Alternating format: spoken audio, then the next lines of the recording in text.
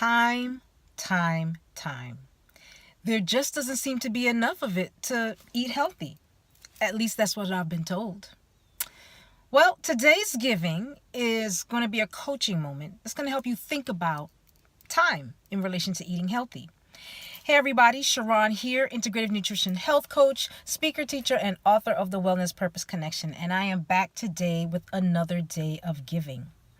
Today, what I want to share with you is an idea for time in relation to eating healthy.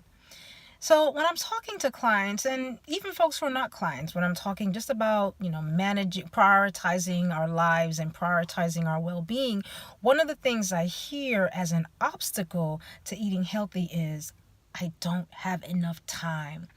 And that shows up in different arenas. And so I can go for about 2 weeks talking about how it could either be work demands or responsibilities at home or family.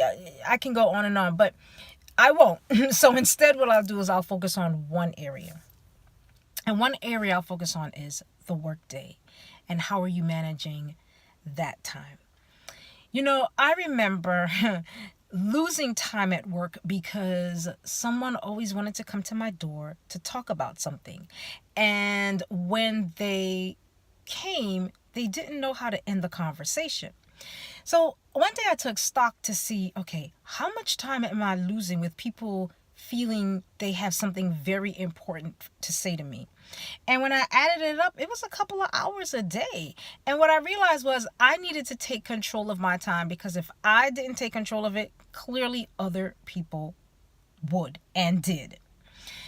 And so what I did was I learned a technique of how to end conversations quickly. Sometimes people really do have something to say. And so number one, I had to decide, okay, when was my open door policy going to happen? It couldn't happen all day long. And so I made it, an hour in the morning and maybe another hour or 2 in the afternoon. You'd have to see what works for you. But the open door policy couldn't work all day long because I was losing a lot of hours with the door being open.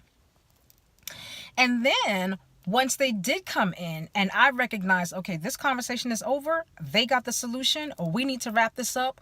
One technique I learned to wrap it up was get up from behind my desk, walk around to the person, and then walk with them toward the door as I politely send them back to their desk to continue their work.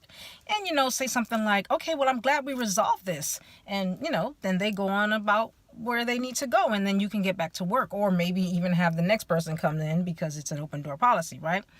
So once I did that, I found that I was able to leave work on time, right? Because I was losing time because I had to stay at work later because folks were coming in and taking up the time. And then by the time I got home, I'd be too tired to go to the grocery store and prepare a decent meal for myself. And then I'd end up in a drive-thru.